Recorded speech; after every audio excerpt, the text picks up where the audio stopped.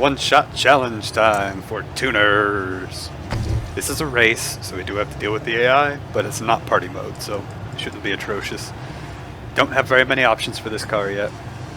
Want it to be stable under power, but still have plenty of turn-in, so we go soft middle. Realistically, because this car is four-wheel drive, normally I would probably go minus 20-ish on the front, but as that is closer to 0 than 100, we leave it at 0. Alright, we'll do as much as we can. This thing does launch off of the line, which is helpful. That gap almost closed. It really helps us get ahead quickly. Oh, the fact that they slow down there is not ideal. Come on, come on. I really needed that car to stop hitting its brakes earlier. Alright, we got by most of them. Just one more car to dust off. Luckily, around Algarve, I'm not familiar with the different variations in terms of naming. So it does actually help to have that car in front of us, so we know what version of the course we are racing. Alright, it's the long one here.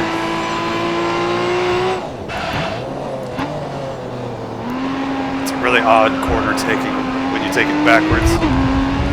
I really like this circuit forwards, I do not like it backwards. Instruction just feels wrong.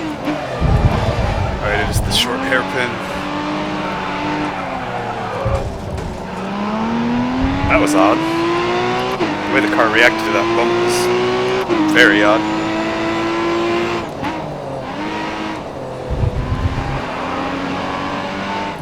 I mean, I know this thing has a low nose, but I've never seen a car force itself over a curb quite that way. We'll stay behind the AI to get a nice tow here. Hopefully. But we do get a very nice tow. This only has 5 gears.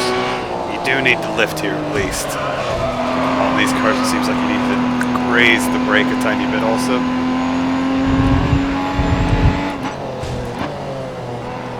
You can really sail it off into that corner. Just sort of reduce your speed as you go through it, either by keeping off the throttle or more reliably lazily sliding your foot over the brake a tiny bit as you go through that first left, well, second left-hander.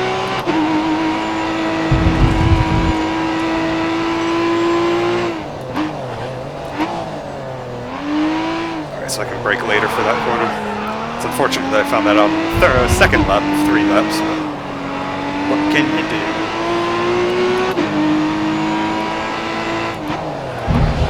Really have to try and spot those brake markers as you turn. The car is definitely bottoming out on me, even though I don't have a right height adjustment for it. Considering I went full soft at the rear and medium on the front, suspension-wise it shouldn't be doing that. It's very odd. It's not the end of the world, it just means I'm going to sort of get some extra understeer in a couple corners. And that also explains why it had the issue of that curbing. So obviously bottomed out when it hit the front of the curb, of the car to the curb. So we're going to raise the brake this time, a tiny bit. Get right back on the throttle. Oh, that was a mistake. Alright, good. Did not ping us with a penalty there. That would have been very, very detrimental time-wise. But it got us a penalty for going wide there. Depending on how you go wide, sometimes it'll toss a pretty significant time penalty in your direction.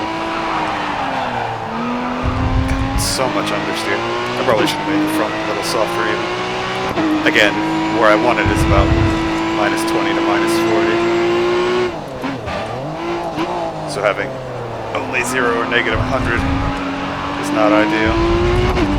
I almost think negative 100 would have been better though. It just doesn't quite want to turn the way I want it to. I guess realistically I could have just stiffened to the rear. Again, I'd really like the rear to be probably a negative 60 to 80 to really give me the feeling I want from it.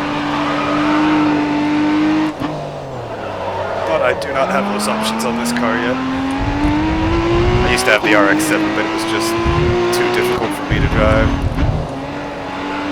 So I grabbed this monster instead. I feel like this car in particular is a really good mix of oversteer on power and understeer on entry. And you get a little bit of understeer on exit from time to time, but just barely an 8/10 up. Not too bad though. We had our run-ins with the AI here and there, but all in all, not bad.